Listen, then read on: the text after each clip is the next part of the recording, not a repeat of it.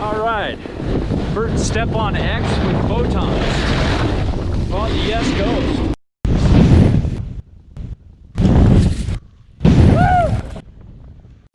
This video is only one part of an in-depth review, so check out the rest at thegoodride.com. Thanks for watching. This is a review of the Burton Step-On X binding. Got it on a couple days. First started out with the Hometown Hero.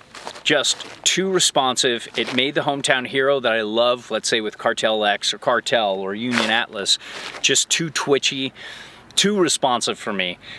It was hard to handle. So then I brought out the Ghost because I've been testing that and it works really well for testing responsive bindings because it's pretty wide over my feet where the inserts are, and it's a little slower turning and really tells you when your binding's responsive or not. Then I got out on my Photon boots, of course, tested these against the regular step-ons, and then rode my Burton SLX and my Union Atlas after I was done on the second day of testing. Didn't do a lot of filming because I really wanted to get used to this binding and see how it works. To give you a quick summary, this is such a unique binding for two reasons. The in and out is easier than any quick release binding I've personally tried, and I've tried a few. Also, you're not trading off a lot other than adjustability. The adjustability is very limited, so that could be a deal breaker for some. But if that's not a deal breaker for you, you get actually more response than any other normal strap-on binding and boot combination that I've ever tried.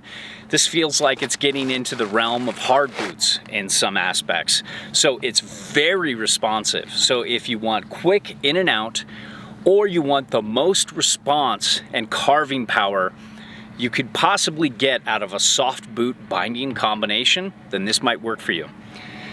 As far as weight goes, it definitely feels lighter than the regular step-on, but not by much. They feel pretty close, and they're just a little heavier in different places. There's more weight around here because of the step-on system where you step in here and click in. And then it would be, let's say if you were comparing it to a Cartel X, another light binding. Now the Highback Flex is super stiff. It is just, the regular one barely has any give. This just has none. Any way you try to flex it back, twist it, it just doesn't work for me. You have to be putting some time in the gym and doing weird wrist exercises to even get this to just give a little bit.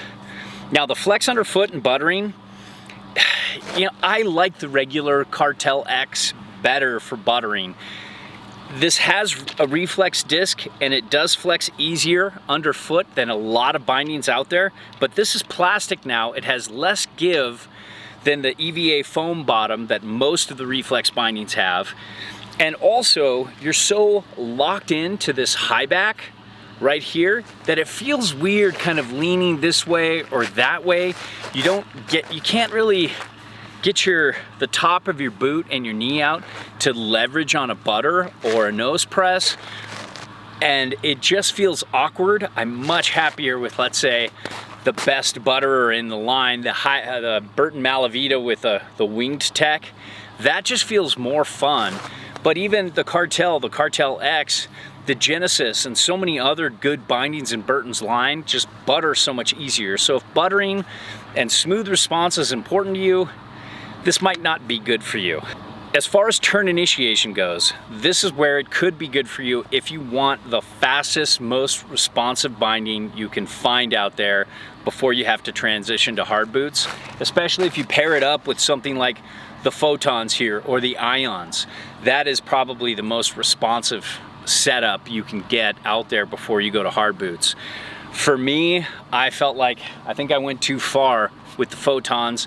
I'd probably be happier with the Swath or the Ruler because they're just a little softer boot. They don't have as much response, so maybe it could mellow this out a little bit. It was just too much for me, especially when I got back on the Atlas, which are very responsive bindings, kind of almost there with the Cartel X, maybe a little more responsive for most boards.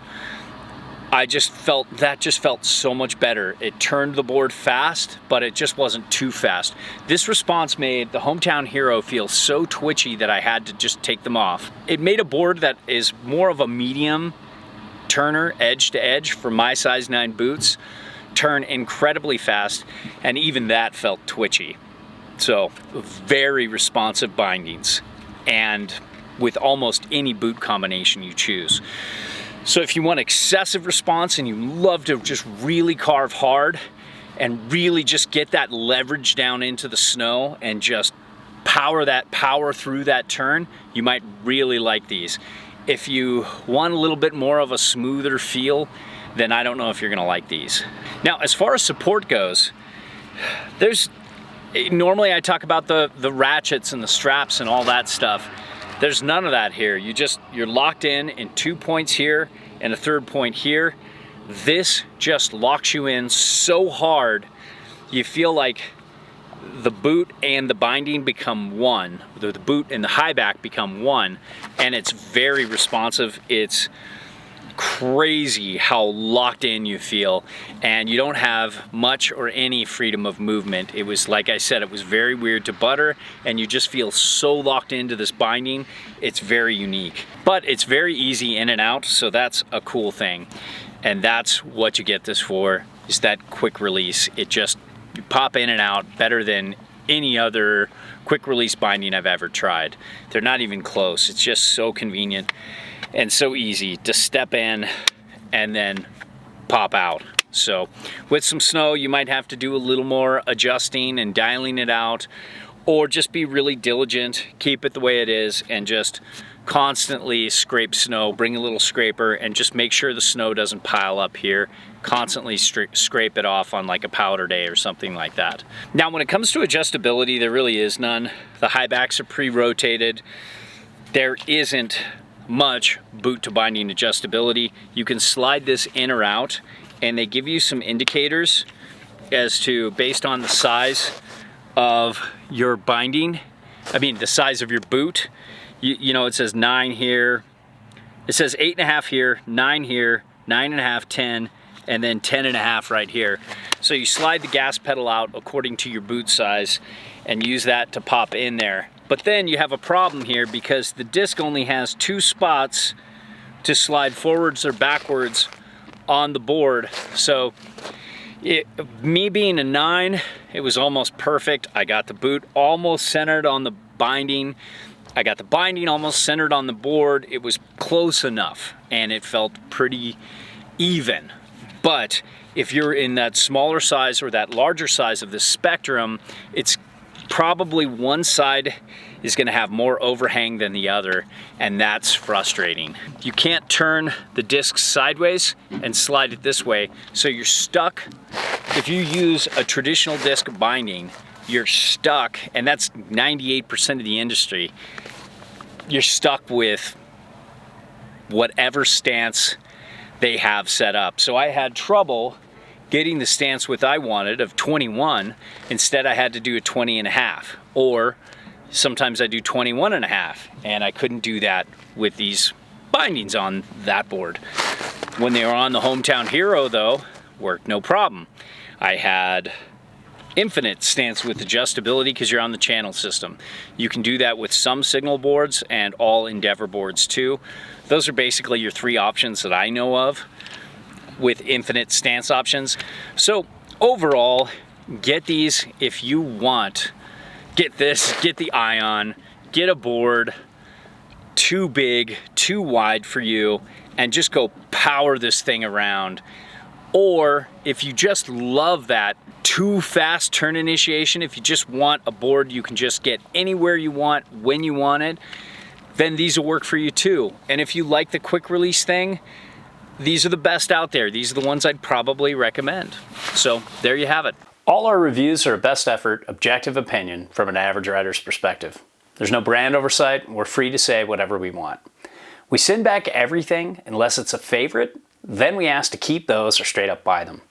Now, if you need advice, fill out the eHarmony profile in the Contact Us section of the site. It's the only way I can help you properly.